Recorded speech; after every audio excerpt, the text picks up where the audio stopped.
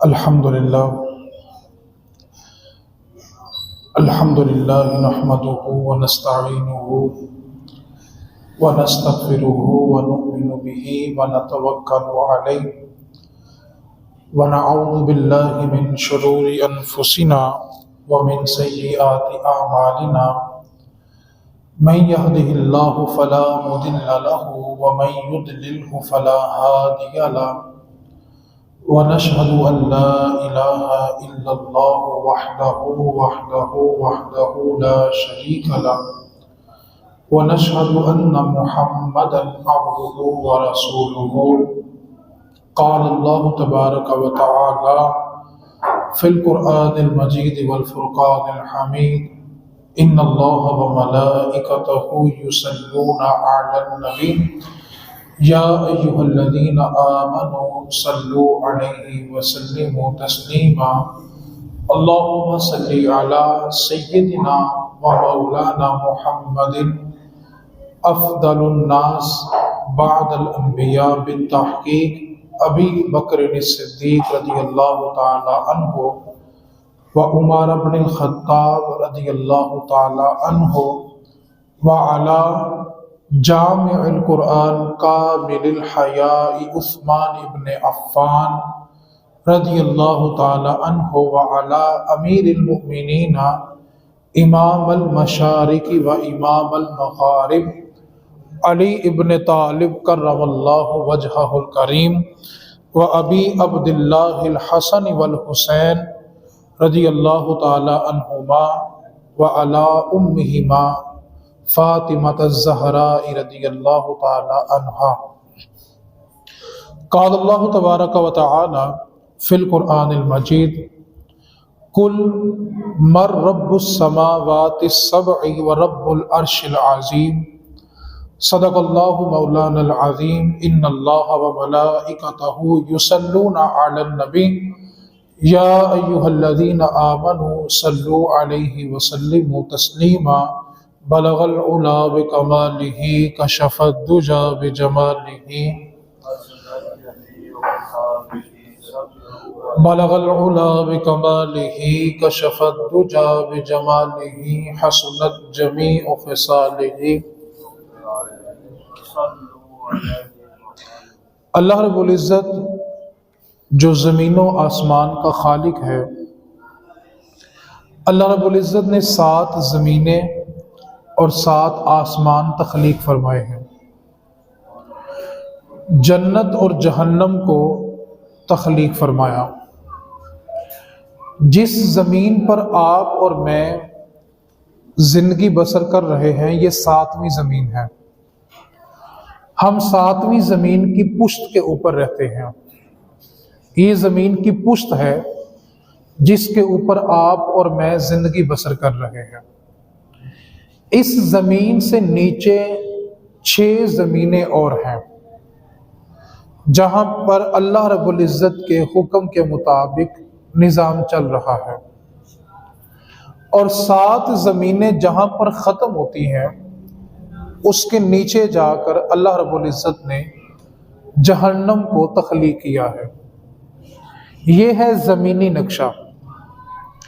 اسی طرح اللہ رب العزت نے 7 آسمانوں کو تخلیق فرمایا۔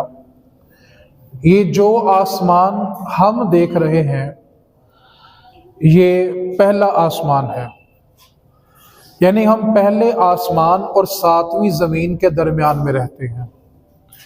اس سے اوپر اللہ رب العزت نے اسی طرح کے 6 آسمان اور تخلیق فرمائے۔ ہر آسمان پر فرشتے موجود ہیں جو اللہ رب العزت کی بندگی کرتے ہیں، اس کی تسبیح اور تحلیل بیان کرتے ہیں۔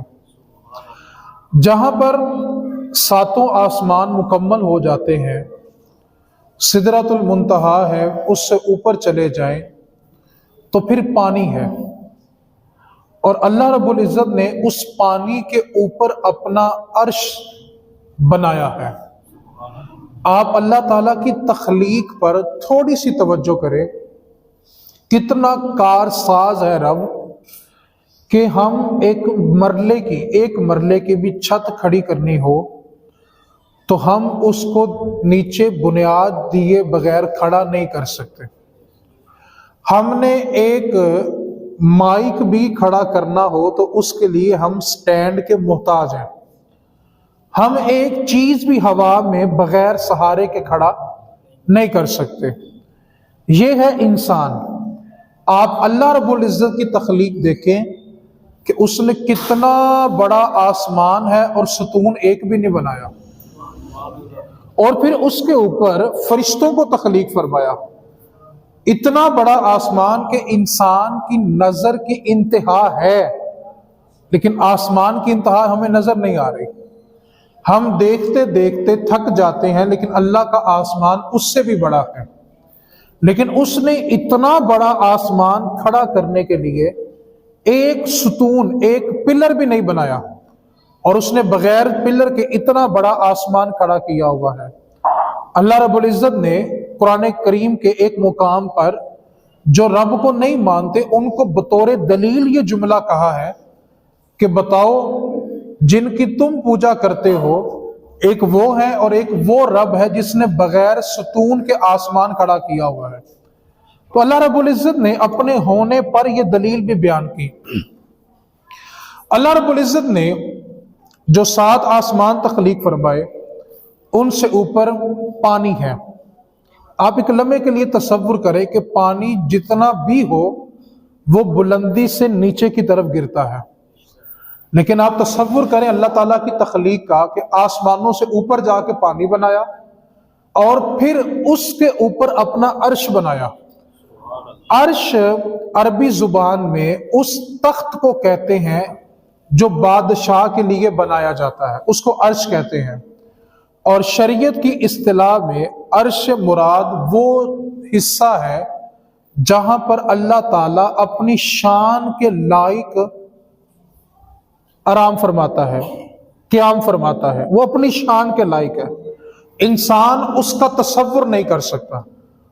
آپ اس چیز کو اب سمجھیں، یہ جتنے آسمان ہیں نا، نبی پاک صلی اللہ علیہ وسلم نے ارشاد فرمایا کہ جتنے آسمان ہیں ان سے بڑی اللہ تعالیٰ کی کرسی ہے۔ جتنے آسمان ہیں اس سے بڑی اللہ تعالیٰ کی کرسی ہے، اور اتنی بڑی کرسی اللہ تعالیٰ کے 2 قدموں کے درمیان ہے۔ آپ آسمان کو دیکھیں، زمین کو دیکھیں، اس سے بڑی کرسی ہے، اتنی بڑی کرسی وہ اللہ تعالیٰ کے 2 قدموں کے درمیان پڑی ہوئی ہے۔ اب اللہ تعالیٰ کا جو وجود ہم سمجھتے ہیں نا، تھوڑا سا اس کو پہلے سمجھ لیں، جس کے بارے ہمیں جاننا ضروری ہے۔ آپ اور میں دیکھنے کے لیے آنکھوں کے محتاج ہیں۔ آنکھیں نہیں ہیں تو ہم دیکھ نہیں سکتے۔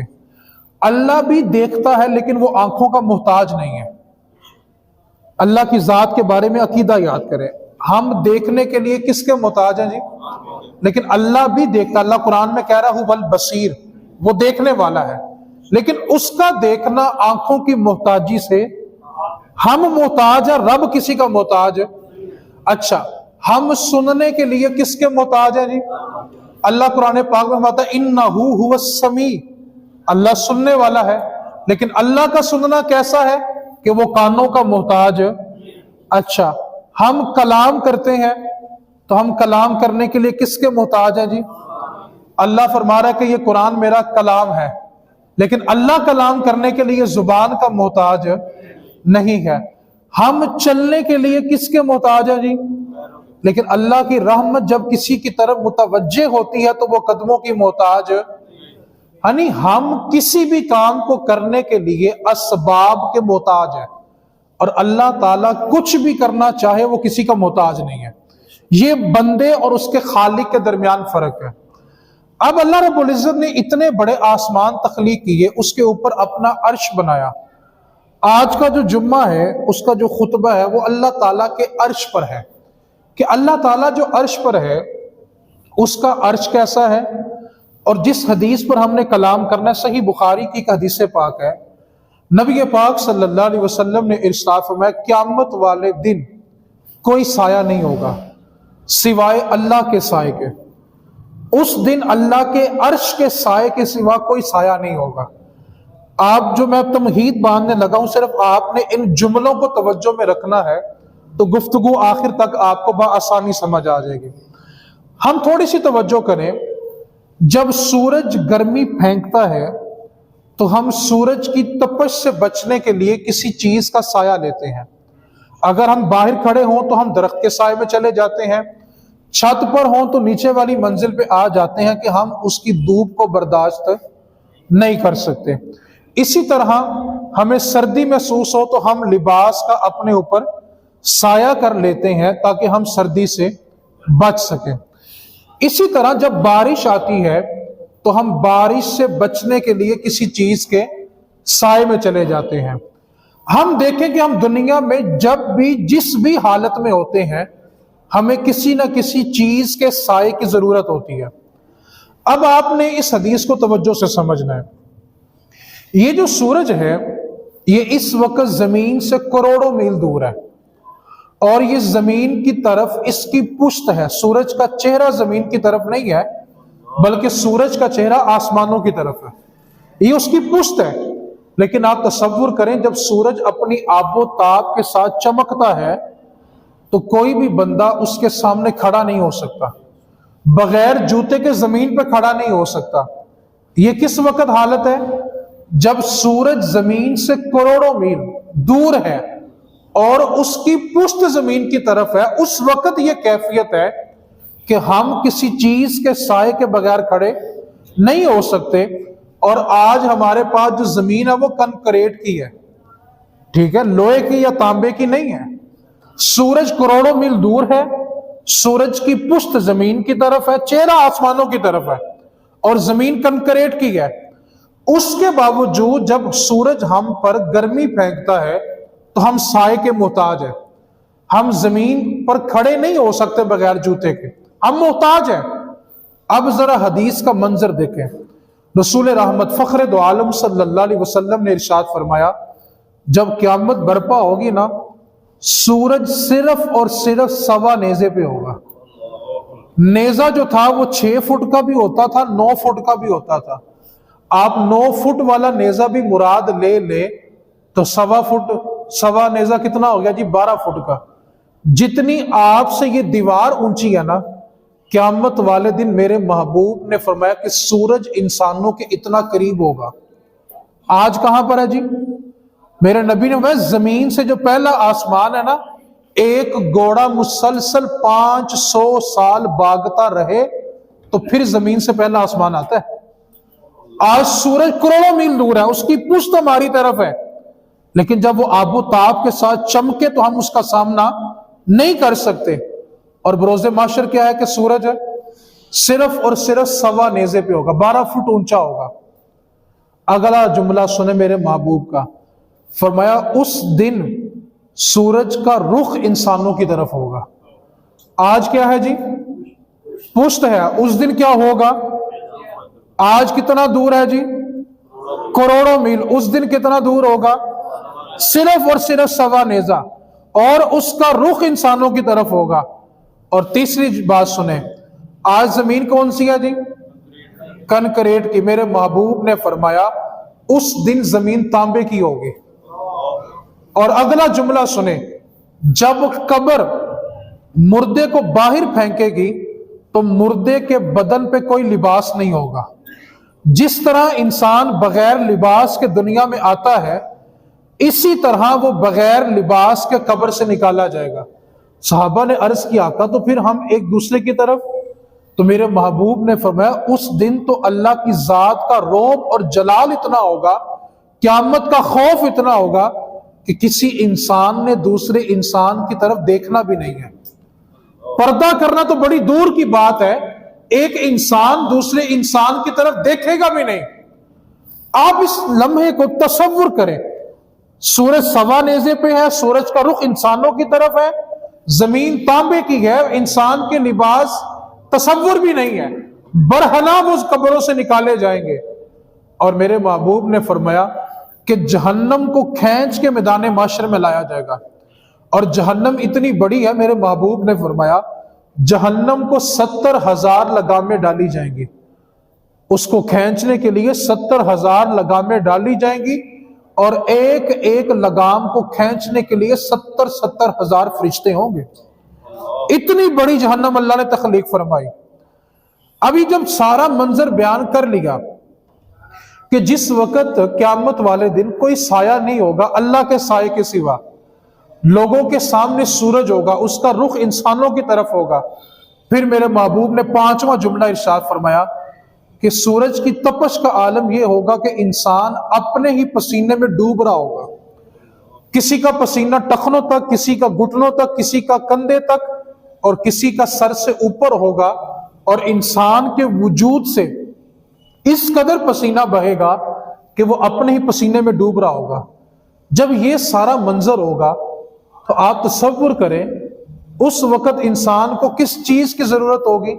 سب سے پہلے وہ چاہے گا کہ میں اس سورج سے سایہ حاصل کر لوں، میں اس سورج کا سامنا نہیں کر سکتا. نبی پاک صلی اللہ علیہ وسلم نے ارشاد فرمایا اس دن 7 قسم کے لوگ ایسے ہوں گے، 7 خوش نصیب ایسے ہوں گے کہ جب ساری دنیا، سارے اہل محشر والے سایہ ڈھونڈ رہے ہوں گے تو 7 قسم کے لوگوں کو اللہ اپنے عرش کا سایہ عطا فرمائے گا، اور لوگ دیکھیں گے کہ ان کے اوپر ٹھنڈی ہوا چل رہی ہوگی، اللہ کے عرش نے ان پہ سایہ کیا ہوگا، اور وہ بڑے سکون سے نور کے منبر کے اوپر بیٹھے ہوں گے، اور لوگ ان کو دیکھ کے رشک کر رہے ہوں گے، اور ان میں سے ہر ایک یہ آرزو کر رہا ہوگا کاش میرا رب یہ سایہ مجھے بھی عطا کر دے. میرے محبوب نے فرمایا 7 قسم کے لوگ ایسے ہیں جن کو قیامت والے دن اللہ رب العزت نے اپنے عرش کا سایہ عطا کرنا ہے. آج کی اس مجلس میں جتنے لوگوں کا تذکرہ ہو جائے گا اس کا کریں گے، انشاءاللہ اگلا خطبہ یہی سے دوبارہ شروع کریں گے. جن لوگوں کو اللہ نے اس وقت اپنا عرش کا سایہ عطا کرنا ہے، حدیث کو ذرا تفصیل میں بیان کریں تو وہ 10 لوگ بن جائیں گے. سب سے پہلا بندہ جس کو اللہ رب العزت میدان محشر میں اپنے عرش کا سایہ عطا کرے گا، میں نے منظر کشی آپ کے سامنے کی ہے. سورج سوا نیزے پہ ہے، زمین تانبے کی ہے، انسان پسینے میں ڈوب رہا ہے، اس کے بدن پہ کپڑے نہیں ہیں، اور وہ اپنے رب کے حضور حاضر ہے اور تڑپ رہا ہے کاش اس کو سایہ مل جائے. تو میرے محبوب نے فرمایا اس وقت یہ لوگ خوش نصیب ہوں گے جن کو اللہ تعالیٰ عرش کا سایہ بھی دے گا، ٹھنڈی ہوا بھی دے گا، اور ان کو قیامت کا خوف نہیں ہوگا. آپ کو ایک بات اور بتاتا چلا جاؤں، قیامت والا جو دن ہے نا 50,000 سال کا ایک دن ہے. کتنا دن ہے جی؟ پھر بولیں جی ذرا. 50,000 سال کا ایک دن ہے. اور اگلا خوفناک منظر سن لیں، میرے محبوب نے فرمایا آدھا دن ایسے ہی گزر جائے گا اور حساب و کتاب شروع نہیں ہوگا. 25,000 سال کے برابر وقت بیت جائے گا، کسی کا حساب ہی نہیں ہوگا. اور ایک بات کو اور یاد رکھیں، قیامت والے دن میدان محشر میں لوگوں کو جہنم کا خوف نہیں ہوگا، صرف اور صرف حساب و کتاب کا خوف ہوگا. ہر بندہ یہ خواہش کرے گا کہ میرا جو بننا ہے وہ بات کی بات ہے، کم از کم میرا حساب شروع ہو، مجھے پتا چلے کہ میرے نامہ اعمال میں کیا ہے. اس دن انسان کو طلب اس چیز کی ہوگی کہ اس کا حساب و کتاب شروع کر دیا جائے. اب 25,000 سال بیت جائیں گے اور حساب و کتاب شروع نہیں ہوگا، لیکن میرے محبوب نے اس وقت بھی مومنوں کے لیے تسلی رکھی ہے اور فرمایا جو اللہ کے مقرب بندے ہوں گے ان کے لیے قیامت کا دن ایسے ہوگا جیسے وہ عصر پڑھ کے آئے ہیں اور ابھی مغرب ہو جانی ہے. عصر سے مغرب کے دوران جتنا وقت لگتا ہے ایمان والوں کے لیے قیامت بس اتنی سی ہوگی. اب جن لوگوں کو اللہ نے اپنے عرش کا سایہ عطا کرنا ہے ان میں سے پہلا شخص میرے محبوب نے فرمایا جو انصاف کرنے والا حاکم ہوگا، اللہ قیامت والے دن اس کو اپنے عرش کا سایہ عطا فرمائے گا. اور یہاں سے صرف حکمران مراد نہیں ہے، میرے محبوب نے فرمایا ہر بندہ اپنے ماتحت رہنے والوں کا حاکم ہے، اور اس سے اس کے ماتحت رہنے والوں کے بارے میں پوچھا جائے گا، سوال کیا جائے گا بتا تجھے ہم نے سربراہی دی تھی تو تو نے ان کے درمیان کیسے فیصلے کیے، ہم نے تمہیں سربراہی دی تھی تو تم نے اپنے گھر والوں کی کیا تربیت کی. میاں شیر محمد شرف پوری رحمت اللہ علیہ آپ فرمایا کرتے تھے کہ اللہ رب العزت قیامت والے دن گھر کے سربراہ کو اپنے کٹہرے میں کھڑا کرے گا اور اس سے پوچھے گا بتا تجھے میں نے گھر کا سربراہ بنایا تھا تو تو نے اپنے ماتحت رہنے والوں کی کیا تربیت کی، ان کے درمیان انصاف کیا تھا؟ اسی طرح جو چیف جسٹس ہے، حاکم ہے، اپنے محلے کا ناظم ہے، چودھری ہے، پنچایتی ہے، جس کو بھی فیصلہ کرنے کی اتھارٹی دے دی جائے، چاہے وہ خاندان کا بڑا کیوں نہ ہو، جب وہ فیصلہ کرنے کی سیٹ پر بیٹھ جائے گا تو اس نے اگر انصاف نہ کیا تو قیامت والے دن اس کو اللہ کے عرش کا سایہ نہیں ملے گا۔ جو جس عہدے پر ہے اور اس کا معاملہ یہ ہے کہ اس نے انصاف کرنا ہے، اگر وہ انصاف کرے گا تو اس کو اللہ کے عرش کا سایہ ملے گا۔ یہاں سے ہر وہ شخص مراد ہے جو اپنے گھر کا سربراہ بھی ہے۔ اور انصاف کس حد تک کرنا ہے؟ اللہ رب العزت نے قرآن مجید میں ارشاد فرمایا کہ اللہ سے ڈر جاؤ اور اپنی اولاد کے درمیان بھی انصاف کیا کرو۔ یہ بعض اوقات کچھ گھروں میں یہ مسئلہ ہوتا ہے کہ ایک بیٹے کو نوازتے چلے جائیں گے اور دوسرے بیٹے کو ہم کیا کہتے ہیں محتاج رکھتے ہیں، محروم رکھتے ہیں۔ ایک بیٹی اس کو نوازتے چلے جائیں گے اور دوسری بیٹیوں کو محتاج اور محروم رکھتے ہیں۔ اللہ رب العزت حکم دے رہے ہیں واتقوا اللہ، اللہ سے ڈر جاؤ، اعدلوا فی اولادکم، اپنی اولاد کے درمیان بھی انصاف کرو۔ یہاں پہ کیا ہوتا ہے، ایک اولاد جو بچہ ہمیں تھوڑا سا لاڈلا محسوس ہو اس کو نوازتے چلے جانا ہے، اور جو ذرا سی بات نہ مانے ہم کہتے ہیں اس کو میں نے کچھ دینا ہی نہیں ہے، اس کو میں نے جائیداد سے آگ کر دینا ہے۔ اللہ نے بندے کو یہ اختیار ہی نہیں دیا کہ کسی کو جائیداد سے وہ آگ کرے، ایسا کوئی تصور نہیں ہے دین میں۔ جائیداد سے محروم ہونے کی صرف 4 ہی صورتیں ہوتی ہیں، وہ ایک الگ موضوع ہے، اس طرف بات جائے گی تو موضوع کسی اور طرف چلا جائے گا۔ صرف یہ حکم ہے کہ اپنی اولاد کے درمیان انصاف کرو۔ حضرت نعمان بن بشیر رضی اللہ تعالی عنہ بیان کرتے ہیں کہ میرے والد رسول رحمت فخر دو عالم صلی اللہ علیہ وسلم کی بارگاہ میں حاضر ہوئے اور عرض کرنے لگے اے اللہ کے رسول، یہ میرا بیٹا نعمان جو آپ کے پاس رہتا ہے، میں اس کو اپنا غلام تحفے میں دینے کے لیے آیا ہوں، اور اس کی ماں نے مجھ سے کہا تھا کہ جب تم نعمان کو تحفہ دینے لگو تو اس کے اوپر نبی پاک کو گواہ بنا لینا، نبی پاک کی گواہی لے کے تحفہ دے دینا۔ اب جب غلام دینے کی بات والد نے کی کہ میں اپنے بیٹے کو ایک غلام تحفے میں دینے لگاؤں، تو نبی پاک صلی اللہ علیہ وسلم نے ان کے والد سے کہا یہ بتاؤ کہ اپنے باقی لڑکوں کو بھی تم نے غلام دیے ہیں؟ تو کہنے لگے میں نے باقیوں کو تو غلام نہیں دیے۔ تو فرمایا جو اس کو دینے آئے ہو واپس لے کے چلے جاؤ، جاؤ پہلے باقی بچوں کو بھی غلام دے کے آؤ۔ یہ نہیں ہے کہ آپ کے پاس ایک چیز ہے اور آپ ایک ہی بچے کو نوازتے چلے جائیں۔ رسول رحمت صلی اللہ علیہ وسلم نے اس مثال سے سمجھایا جو چیز تم نے اولاد کے درمیان تقسیم کرنی ہے برابر برابر کرو۔ یہ نہیں ہے کہ بیٹیوں کو آدھا دینا ہے بیٹوں کو زیادہ دینا ہے، وہ وراثت کا مسئلہ ہے اور وہ بندے کے مرنے کے بعد کا مسئلہ ہے۔ زندگی میں آپ نے جو بھی تقسیم کرنا ہے وہ بیٹا ہو یا بیٹی ہو اس کو برابر برابر تقسیم کرنا ہے۔ اسی طرح نبی پاک صلی اللہ علیہ وسلم نے جو ہمیں مثال دی کہ اگر تم نے باقی بچوں کو غلام نہیں دیا اس سے واپس لے لو۔ کیوں؟ آپ تصور کریں جب آپ ایک بچے کو نوازتے چلے جائیں گے نا تو باقی بچے کبھی بھی اپنے والد سے پیار نہیں کریں گے، وہ اپنے سگے باپ کے والد بدگمان ہو جائیں گے، وہ اپنے سگے والد سے نفرت کریں گے اور وہ جگہ جگہ بھلا کیا کہیں گے، ابا جی کو میرے واسطے تو کچھ ہے ہی نہیں ہے۔ تو اس واسطے جو بندہ جس عہدے پر ہے اس کے لیے وہیں پر بیٹھ کے انصاف کرنا ضروری ہے۔ اور فرمایا جس نے انصاف نہ کیا اللہ رب العزت قیامت والے دن اس کو اپنے عرش کا سایہ نہیں دے گا۔ اور سایہ نہ ملنے کا مطلب کیا ہے؟ زمین تانبے کی ہے، بدن پہ کپڑے نہیں ہے، سورج سوا نیزے پہ ہے۔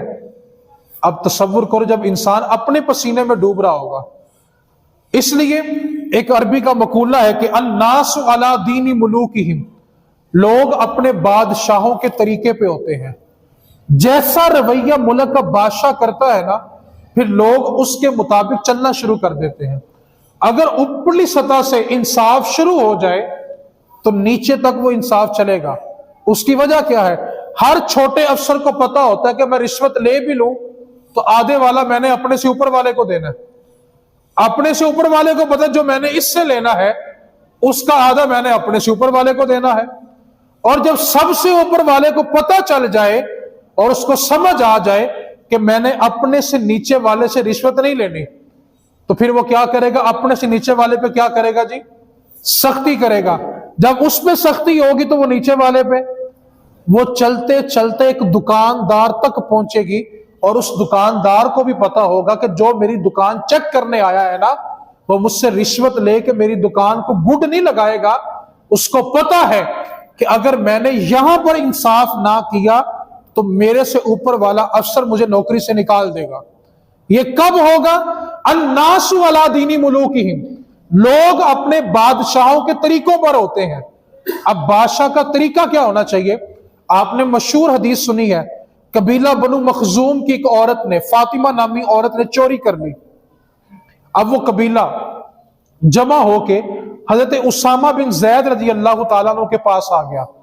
یہ اسامہ بن زید نبی پاک صلی اللہ علیہ وسلم کے منہ بولے بیٹے زید بن حارثہ ان کے بیٹے ہیں، اور حضور کے اتنے لاڈلے ہیں کہ حضور نے زندگی میں کبھی ان کو انکار نہیں کیا۔ یہ سارا قبیلہ جمع ہو کے حضرت اسامہ کے پاس آ گیا اور کہنے لگا اسامہ ہم نے دیکھا بھی ہے سنا بھی ہے کہ فخر دو عالم صلی اللہ علیہ وسلم نے کبھی تمہاری کسی بات سے انکار نہیں کیا، ہماری اس عورت نے چوری کر لی ہے اور ہمیں یقین ہے کہ اگر تم نبی پاک صلی اللہ علیہ وسلم سے سفارش کر دو گے تو اس عورت کے ہاتھ نہیں کاٹے جائیں گے۔ اب حضرت اسامہ بن زید نے نبی پاک صلی اللہ علیہ وسلم کی بارگاہ میں جب حاضری دی تو آ کے عرض کرنے لگے حضور آپ سے بات کرنی ہے۔ تو حضور نے فرمایا بات کرو اسامہ، گھبراتے کیوں ہو؟ میں نے کبھی تمہاری بات کا انکار کیا ہے؟ عرض کرنے لگے حضور تھوڑی بات الجھی ہوئی ہے، کرنا چاہتا ہوں۔ تو میں کرو، کیوں ڈرتے ہو؟ جب حضرت اسامہ بن زید نے یہ کہا نا کہ حضور اس عورت کو معاف کر دے تو حضور کا چہرہ سرخ ہو گیا اور حضور نے فرمایا تم سے پہلی قومیں تباہ اس لیے ہوئی تھی کہ جب کوئی کمزور جرم کرتا تھا تو اس کو شریعت کے مطابق سزا دیتے تھے، اور جب کوئی طاقتور جرم کرتا تھا تو تم اس کے لیے دین کو بدل لیا کرتے تھے۔ اللہ کی قسم جس کے قبضے میں محمد کی جان ہے، اگر اس کی جگہ فاطمہ بنت محمد ہوتی تو اس کے بارے بھی شریعت کا یہی فیصلہ ہوتا۔ جب بادشاہ فیصلہ انصاف سے کریں گے تو نچلی سطح تک وہ انصاف پہنچتا ہے، اور جب پتا ہو کہ رات کو عدالت 12 بجے کھل جانی ہے، جب پتا ہو کہ جب جی چاہے گا عدالت کھل جائے گی، تو پھر انصاف کیسا ہوتا ہے؟ غسان ایک علاقہ ہے، اس کا جو بادشاہ تھا نا جبلہ بن اہم، یہ اتنا طاقتور بادشاہ تھا کہ رسول رحمت صلی اللہ علیہ وسلم کو بھی اکثر خطرہ محسوس ہوتا تھا کہ کہیں یہ مدینے پہ حملہ نہ کر دے۔ یہ اتنا طاقتور بادشاہ تھا، اور نبی پاک صلی اللہ علیہ وسلم کی اکثر یہ خواہش رہتی تھی کہ کاش یہ کلمہ پڑھ لے۔ اتنا طاقتور بادشاہ تھا اپنے ملک کے اندر کہ اس کے حملہ کرنے سے پوری دنیا کانپتی تھی کہ کسی پر یہ حملہ نہ کر دے۔ اب جناب عمر فاروق رضی اللہ تعالی عنہ کا زمانہ آیا تو یہ جو جبلہ بن اہم تھا اس کے دل میں تڑپ پیدا ہوئی کہ وہ اسلام قبول کر لے۔ اس نے خط لکھا جناب عمر فاروق کو کہ میں آپ کے پاس آنا چاہتا ہوں اور اسلام قبول کرنا چاہتا ہوں، اور اس نے اپنا قاصد بھیجا کہ جا کر جلدی سے خبر لاؤ کہ عمر میرے بارے کیا کہتے ہیں۔ اگر تو ان کا جواب اچھا مثبت آیا تو ہم ابھی چلیں گے اور مدینہ جا کے کلمہ پڑھیں گے۔ اب اس نے قاصد بھیجا، جناب عمر فاروق رضی اللہ تعالی عنہ نے وہ خط پڑھا اور فوراً جواب لکھا کہ تم جلدی سے مدینے آؤ اور آ کر کلمہ پڑھ لو۔ کوئی شرط نہیں رکھی، کوئی قید نہیں لگائی کہ بادشاہ کا یہ نظام ہوگا پھر یہ، کوئی قید نہیں رکھی، صرف اتنا کہا کہ جلدی مدینے آؤ اور آ کر کلمہ پڑھ لو۔ جب اس کو یہ پیغام ملا تو بڑا خوش ہوا کہ میری اتنی جلدی منظوری ہوگی کہ میرے لیے شرط ہی کوئی نہیں رکھی۔ اس نے 50,000 کا لشکر لیا اور یہ مدینے، ایک روایت میں 500 کا لشکر بھی ہے، اور یہ مدینے کی طرف چل پڑا۔ جب یہ مدینے کے قریب ایک بستی میں پہنچا تو اس نے اپنے 500 افراد جو لشکر میں تھے کہا کہ سب چاندی کی جیکٹیں پہنو اور اپنے سروں پہ تاج رکھو جو موتیوں سے جڑے ہوئے ہوں اور ان کی چمک دور جاتی ہو، ہم نے اس شان سے مدینے میں داخل ہونا ہے۔ اب یہ بڑے رعب کے ساتھ مدینے میں داخل ہوا اور جناب عمر فاروق رضی اللہ تعالی عنہ نے خود اس کا استقبال کیا، اس کو مدینے میں لائے اور لا کر اسلام قبول کروایا، کلمہ پڑھا دیا۔ اب جب اس نے کلمہ پڑھ لیا تو یہ مدینے میں رہنے لگا اور انہی دنوں میں حج کا موسم آ گیا، اور جناب عمر فاروق رضی اللہ تعالی عنہ نے اس سے کہا، جبلہ بن احم سے کہا کہ میں حج بیت اللہ کے لیے مکہ جا رہا ہوں، تو ایسا کرو کہ تم بھی میرے ساتھ سفر کرو اور ایک ساتھ حج کرتے ہیں۔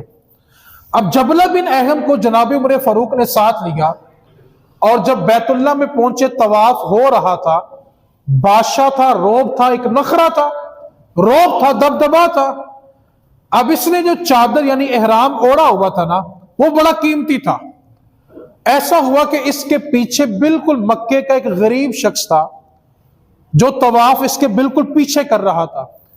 چلتے چلتے اس کے قدم کے نیچے اس کی تہ بند آ گئی اور تہ بند کھل کے گر گئی۔ اس نے پلٹ کے اس کو اتنے غصے سے دیکھا اور اتنا زوردار تماچا مارا کہ اس کی آنکھ باہر گر گئی، اس کی ایک آنکھ ضائع ہو گئی۔ اس نے اتنا زور سے اس کو مارا، جب اس کی آنکھ ضائع ہوگی، غریب بندہ تھا، خاموشی سے طواف کرتا رہا۔ جب حج مکمل ہو گیا تو اس شخص نے اپنے قبیلے میں جا کر کہا کہ میرے ساتھ یہ سلوک ہوا ہے۔ اس قبیلے کے سارے افراد ملے اور جناب عمر فاروق کی عدالت میں پہنچے اور آ کر کہا، جی ہمارے اس قبیلے کے بندے کے منہ کے اوپر یہ جبلہ بن احم نے تماچا مارا، اس کی آنکھ ضائع ہو گئی ہے، تو ہمیں دین شریعت کے مطابق انصاف چاہیے۔ بتانے لگا جب انصاف اوپر سے شروع ہو تو وہ نچلی سطح تک پہنچتا ہے، ہمیں اس کا انصاف چاہیے۔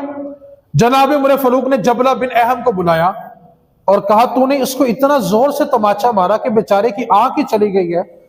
اب دو ہی صورتیں ہیں، پہلی صورت تو تمہارے لیے آسان یہ ہے کہ تم اس سے معافی مانگو اور اس کو کچھ قیمت دے کے اس کو راضی کرو، جب یہ راضی ہو جائے گا تو تمہیں معافی مل جائے گی۔ تو جبلہ بن احم ایک شاہی پروٹوکول میں رہنے والا مزاج تھا، شاہی طبیعت تھی، کہنے لگا، عمر یہ کیا بات ہوئی؟ ایک کمزور سے شخص کے لیے تم وقت کے بادشاہ کو یہ کہو کہ وہ معافی مانگے؟ جناب عمر فاروق نے اس وقت تاریخی جملہ بولا، فرمایا، ہم اس اسلام کو ماننے والے ہیں جس میں غریب اور بادشاہ ایک صف میں کھڑے ہوتے ہیں۔ تو نے کیا کہا کہ یہ غریب اور تو بادشاہ ہے؟ تجھے اس سے معافی مانگنی پڑے گی، اور جو تو نے اس کی آنکھ ضائع کی ہے تجھے اس کا بدلہ دینا پڑے گا۔ اس نے کہا، میں ایک کمزور شخص سے معافی مانگوں؟ ایسا کبھی نہیں ہوگا۔ تو جناب عمر فاروق رضی اللہ تعالی عنہ نے پھر تاریخی جملہ بولا، کہا، اگر تو معافی نہیں مانگے گا تو پھر شریعت نے کہا کہ آنکھ کے بدلے آنکھ نکالی جائے گی، ہاتھ کے بدلے ہاتھ کاٹا جائے گا۔ اگر تو نے اس کی آنکھ نکالی ہے اور تو نے اگر معافی نہ مانگی، قیمت نہ دی، اس بندے کو راضی نہ کیا، تو پھر عمر تجھ پر اسلام کے مطابق سزا کو جاری کرے گا اور آنکھ کے بدلے تیری آنکھ نکالی جائے گی۔ اب اس نے کہا کہ تمہارا اسلام ایسا ہے کہ تم ایک غریب شخص کے لیے ایک بادشاہ کی آنکھ نکال دو گے؟ جناب عمر نے کہا، ہاں میرا اسلام ایسا ہی ہے کہ جب میرے نبی نے مجھے حکم دے دیا، اللہ کے قرآن نے کہا آنکھ کے بدلے آنکھ ہے، کان کے بدلے کان ہے، ناک کے بدلے ناک ہے، تو پھر جو اسلام کہتا ہے وہ بادشاہ ہو یا غریب ہو اس پر نافذ ہوگا۔ تو جبلہ کہنے لگا، اگر تمہارا اسلام ایسا ہے تو پھر اسے میرا سلام ہے، میں نہیں مانتا اس فیصلے کو۔ جناب عمر نے کہا، ٹھیک ہے، پھر تو تیار ہو جا، اب اس آنکھ کے بدلے تیری آنکھ نکالی جائے گی۔ اس کو جب پتا چلا کہ عمر سزا دینے میں واقعی دیر نہیں کرتے تو چلاکی کی اور کہنے لگا، مجھے ایک رات کی مہلت دی جائے تاکہ میں ایک رات سوچ لوں کہ میں نے اس سے معافی مانگنی ہے یا میں نے آنکھ کے بدلے آنکھ دینی ہے۔ اور جب یہ مہلت لے کے واپس پلٹا تو راتوں رات آپ نے 500 بندوں کو لے کے جناب عمر فاروق سے دور چلا گیا۔ آپ تصور کریں، وقت کے بادشاہ بھی آ جائیں تو اسلام کہتا ہے ان کے درمیان انصاف ہوگا. رات کو 12 بجے عدالتیں نہیں کھلیں گی، رات کی تاریکی میں فیصلے نہیں ہوں گے. تو اللہ تعالیٰ نے قیامت والے دن جن کو اپنے عرش کا سایہ دینا ہے، ان میں ایک بندہ وہ ہے جو دنیا میں رہ کے انصاف کرے گا. آپ جتنے احباب میری آواز کو سن رہے ہیں، آپ میں سے سب اپنے اپنے گھر کے سربراہ ہیں. آپ سے آپ کے گھر کے بارے پوچھا جائے گا، بتا تو اپنے گھر کا حاکم تھا، تو نے ان کے درمیان انصاف کیا تھا؟ اور جس نے انصاف نہیں کیا ہوگا، قیامت والے دن اللہ کے عرش کا سایہ اس کو نہیں ملے گا. دوسرا بندہ قیامت والے دن جن کو اللہ تعالیٰ کے عرش کا سایہ ملے گا، میرے محبوب نے فرمایا وہ شخص ہے جو صرف اور صرف اللہ کی رضا کے لیے ایک دوسرے سے پیار کرتے ہیں. ملتے ہیں تو صرف اور صرف اللہ کی رضا، کوئی مطلب نہیں ہے، کوئی کام نہیں ہے، کوئی مفاد نہیں ہے. صرف کس لیے ملے کہ میں اس سے اللہ کے لیے پیار کرتا ہوں. اور حدیث پاک سنیں، آپ کا ایمان تازہ ہوگا. ہم تو کسی کو ملنے جائیں تو پہلے 2 مفاد ہوتے ہیں، پھر کہتے ہیں یار میں ویسے ہی آیا تھا، او یار بیٹھے بیٹھے یاد آ گیا. پہلے کہتے کیا کہ میں ویسے ہی آیا تھا، اور بعد میں کہتے کیا جی بیٹھے بیٹھے یاد آ گیا. حالانکہ آیا اسی کام کے لیے ہوتا ہے، ٹھیک ہے، وہ بس بیٹھے بیٹھے اس کو یاد آتا ہے. نبی پاک صلی اللہ علیہ وسلم نے کہ ایک شخص اپنے گھر سے نکلتا ہے اور وہ دوسرے شہر میں اپنے دوست کو ملنے کے لیے جا رہا ہوتا ہے. اللہ تعالیٰ فرشتے کو انسانی شکل میں اس رستے میں بٹھا دیتا ہے، اور فرشتہ اس کا انتظار کر رہا ہوتا ہے کہ وہ یہاں سے گزرے تو میں اس سے ملاقات کروں. اب جب وہ شخص اس فرشتے کے قریب سے گزرتا ہے جو انسانی شکل میں ہوتا ہے، اب وہ فرشتہ اس کو روکتا ہے اور پوچھتا ہے بھائی صاحب کدھر جا رہے ہو؟ یہ میں بخاری پڑھ رہا ہوں.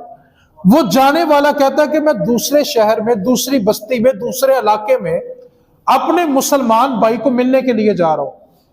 فرشتہ اس سے پوچھتا ہے کہ اس نے تجھ پر کوئی احسان کیا ہوا ہے، یا تو نے اس کا قرض دینا ہے، یا تجھے کوئی اور کام ہے؟ تو وہ بندہ کہتا ہے کہ میں صرف اور صرف اپنے رب کو راضی کرنے کے لیے اس سے ملنے جا رہا ہوں. رب کی ذات کو راضی کرنے کے سوا دوسرا کوئی مقصد نہیں. صرف اور صرف دل میں یہ خیال ہے کہ میں اپنے مسلمان بھائی کو جا کے اس لیے ملوں کہ مسلمان جب خوش ہو کے ملتے ہیں تو رب راضی ہوتا ہے. صرف اس نیت سے جا رہا ہوں. اب وہ فرشتہ بندے سے کیا کہتا ہے؟ فرشتہ کہتا ہے سن، میں اللہ کا بھیجا ہوا فرشتہ ہوں، اور میں تجھے یہ خوشخبری دینے کے لیے آیا ہوں. رب تعالیٰ فرما رہا ہے تو اس کو اس لیے ملنے جا رہا ہے کہ تو رب کو راضی کرنا چاہتا ہے، تو سن رب نے تیرے لیے پیغام بھیجا ہے، تو اس سے محبت کرتا ہے، تیرا رب تجھ سے پیار کرنے لگ گیا. رب تعالیٰ پیار کرتا ہے. آپ کو جب میں جملہ بولنے لگا ہوں آپ میری طرف دیکھیں گے تو آپ کو بات سمجھ آئے گی. ایک بندہ ہے جو کسی دفتر میں جائے سفارش کروانے کے لیے، ٹھیک ہے، تو وہ نا ایسے ایسے ڈھونڈتا ہے کہ جس کی میں نے سفارش کروانی ہے وہ کہاں ہے. ایک یہ منظر ہے کہ آنے والا ڈھونڈے، اور دوسرا منظر یہ ہے کہ جس کو ڈھونڈنا تھا وہ خود کہے یارو آیا کہ نہیں آیا. وہ خود کیا کہے یار وہ بندہ آیا تو اس کو اندر بھیج دو. فرق ہے کہ نہیں ہے؟ ایک ہے کہ آپ کسی محکمے میں جائیں، جا کر پیغام دے کے صاحب کو کہنا کہ بندہ باہر آیا ہے، ایک یہ پروٹوکول ہے. دوسرا پروٹوکول کیا ہے؟ صاحب اپنا بندہ بھیجے اور آ کر بندہ یہ کہے تجھے صاحب بلا رہے ہیں. تو پروٹوکول کیا ہوتا ہے جی؟ ڈبل ہوتا ہے. اب دیکھیں حدیث پاک کے الفاظ سنیں، اور میں کہتا ہوں بندہ رب کی محبت پہ قربان جائے. میں کہتا ہوں رب نے محبت کا ایک منظر بیان کیا تو کمال کر دیا. فرمایا قیامت والا دن ہوگا، اللہ تعالیٰ پکارے گا میرے بندے کہاں ہیں؟ کون پوچھے گا؟ اللہ پوچھے گا میرے وہ بندے کہاں ہیں؟ مالکہ کون سے؟ اللہ فرمائے گا وہ جو دنیا میں رہ کے میرے لیے پیار کیا کرتے تھے، وہ جو دنیا میں تھے اور بڑی دور دور سے آتے تھے کہ یار جا کے جمعہ وہیں پڑھنا ہے، جانا ہے تو وہاں فلاں بندے سے ملاقات ہوگی. کس کے لیے آ رہے ہو؟ اللہ کو راضی کرنے کے لیے آ رہے ہو نا. تو جب گھر سے نکلو تو خالص صرف اور صرف اللہ کو راضی کرنے کی نیت کرو، مالکا ہم تیرا دین سننے کے لیے جا رہے ہیں اور صرف تیری رضا کے لیے جا رہے ہیں۔ یار قیامت والے دن ہم سایہ ڈھونڈے اور ایک منظر یہ ہوگا، رب فرمائے گا میرے ان بندوں کو بلاؤ جو میرے لیے پیار کیا کرتے تھے، ان کو دھوپ سے نکال کے میرے عرش کا سایہ عطا کر دو۔ یار رب کسی بندے کو کہے کہ اس کو بلا لو، کتنا خوش نصیب ہے بندہ یار جس کو بلایا تو میرے رب نے بلایا۔ اور کس دن بلایا؟ جس دن اس کے سوا کوئی اور ہے۔ اس لیے جب بھی کسی کو ملے تو کس کے لیے ملنا ہے؟ ہم کس لیے ملتے ہیں؟ ایک بات مجھے بتائیں، ملاقات میں کام پھر بھی ہو جاتے ہیں؟ کیا کہا جی میں نے؟ ملاقات ہو تو کام ہو ہی جاتا ہے۔ تو آپ نیت کر لو میں نے اللہ کی رضا کے لیے ملنا، کام پھر بھی ہو جائے گا۔ اور اگر آپ کام کی نیت سے جاؤ گے تو صرف کام ہی ہوگا، رب کی محبت نہیں ہوگی۔ تو آپ نیت کیا کریں کہ میں اپنے مسلمان بھائی کو کس لیے مل رہا ہوں؟ اللہ کی محبت کے لیے۔ جانے سے کام پھر بھی۔ اور اگر آپ صرف نیت کر کے کہ میں اپنے کام کے لیے جا رہا ہوں تو پھر کیا ہوگا؟ صرف۔ تیسرا وہ بندہ جس نے اللہ کی بارگاہ میں صدقہ اس طرح کیا کہ دائیں ہاتھ سے کیا اور بائیں کو خبر نہ ہوئی، اللہ قیامت والے دن اس کو بھی اپنے عرش کا سایہ عطا فرمائے گا۔ اب جو میں نے بات سنانی ہے توجہ سے، آخری حدیث پاک میں عرض کرتا ہوں۔ حضرت ابو ہریرہ روایت کرتے ہیں رسول کریم صلی اللہ علیہ وسلم نے ارشاد فرمایا، بخاری کے الفاظ ہے کہ ایک بندہ نا صحرا میں جا رہا تھا کہ اچانک بادل آ گئے اور بادلوں میں سے آواز آئی کہ اے بادلو اتنا ٹکڑا الگ ہو کے فلاں بندے کے باغ پہ جاؤ اور وہاں جا کے برس جاؤ۔ کیا کہا بادل نے جی؟ اتنا حصہ الگ ہو اور فلاں بندے کے باغ پہ جا کے برس جاؤ۔ بندے کو بڑی حیرانگی ہوئی، یہ نبی پاک صحابہ کو بتا رہے ہیں، بندے کو بڑی حیرانگی ہوئی کہ کتنا خوش نصیب ہے جس کے لیے بادلوں کو حکم دیا گیا کہ یہاں سے ٹوٹو۔ آپ نے دیکھا نا بعض کا کچھ بادل الگ الگ گھوم رہے ہوتے ہیں، کہا کہ یہاں سے ٹوٹو اور فلاں بندے کے باغ میں جاؤ اور جا کے اس کے باغ پہ برس جاؤ۔ وہ بندہ کہتا میں سائے کے ساتھ ساتھ چلنے لگا، میں نے دیکھا ایک جگہ جا کے بادل برسے، وہ ایک تالاب تھا، پانی اس میں جمع ہوا، اور پھر اس سے چھوٹی چھوٹی نالیوں میں چلنے لگا، اور چھوٹی چھوٹی نالیوں سے ہوتے ہوتے آگے گیا تو ایک باغ نظر آیا، اور اس پانی نے جا کے اس کے باغ کو سیراب کر دیا۔ اور اس نے سر اٹھا کے کہا مالکا تیرا بڑا ہی شکر ہے، اللہ تیرا کرم ہے کہ یہاں بارش کے اسباب بھی نہیں تھے، پانی بھی نہیں تھا، اور میں نے اپنے باغ کو سیراب کرنا تھا، اچانک پانی آیا اور میرا باغ سیراب ہو گیا۔ اب جب اس نے یہ منظر دیکھا وہ صحرا والے بندے نے، تو باغ کے مالک کے پاس آیا، توجہ سے جملہ سننا ہے، کہنے لگا تیرا نام کیا ہے؟ باغ کے مالک سے کیا پوچھنے لگا؟ پیچھے والے بولیں ذرا جی۔ مالک کیا کہنے لگا؟ میرا نام وہی ہے جو بادلوں نے وہاں پہ بتایا تھا، میرا نام وہی ہے جو بادلوں نے وہاں پر بتایا تھا۔ کہتا میں حیران رہ گیا، اور میں نے اس سے کہا پھر اب پورا ماجرا بتا کہ ہوا کیا ہے کہ تو نے یہاں دعا کی اور بادل وہاں سے یہاں پہ آ کے برسے، حکمت کیا ہے؟ رسول کریم صلی اللہ علیہ وسلم نے صحابہ سے فرمایا، صحابہ جب اس بندے نے سوال کیا تو باغ کا مالک کہنے لگا اصل بات یہ ہے کہ میں جب اپنی زمین کی پیداوار کرتا ہوں تو پیداوار ہوتے ہی اس کا اندازہ لگا لیتا ہوں کہ اس سے کتنا منافع ہوگا، اور جو منافع ہوتا ہے میں اس کے 3 حصے کرتا ہوں۔ پہلا حصہ میں اپنے اور اپنے گھر والوں کے لیے رکھتا ہوں، دوسرا حصہ میں دوبارہ پھر اسی زمین پہ انویسٹ کرتا ہوں، اور تیسرا حصہ جو میں اللہ کے نام پہ دے دیتا ہوں۔ اور میرا یہ معمول شروع سے ہے، اور حالات کیسے بھی ہوں اللہ نے کبھی میری فصل کو خراب نہیں ہونے دیا۔ کیوں؟ کہ میری اس کمائی میں اللہ کا حصہ ہے۔ وہ ایک بزرگ تھے، ان کے پاس ایک مرید آیا، کہنے لگا حضور کاروبار میں نقصان ہوتا ہے تو کوئی گر کی بات بتائیں۔ بزرگوں نے ایک جملہ بولا، ایک جملہ، کہنے لگا تو نے کاروبار ہمیشہ بندوں سے کیا ہے، ایک بار کاروبار رب سے کر لے پھر بتا نفع ہوا ہے کہ نقصان ہوا ہے؟ کہنے لگا سمجھ نہیں آئی. تو بابا جی کہنے لگے پتر ہر 100 میں سے، کیا کہا جی، 5 روپے صرف اور صرف رب کے ہیں. ہر 100 میں سے 5 روپے کس کے ہیں؟ رب کے ہیں. اور تیرے رب کا ہر بندے سے وعدہ بھلا کیا ہے؟ تم 1 مجھے دے دو، میں اس کے بدلے میں 10 دنیا میں دوں گا، 70 آخرت میں دوں گا.